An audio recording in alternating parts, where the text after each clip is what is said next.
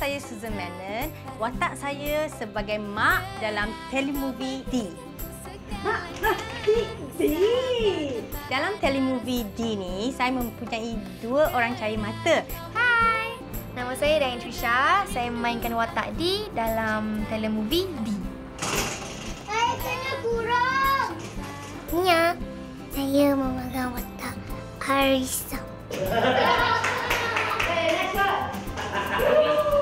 Jangan lupa saksikan telemovie D. Sebab saya ada, Mia Sarah ada, Diane Trisha pun ada. Di mana? Hanya di Astro TV. Kita aja.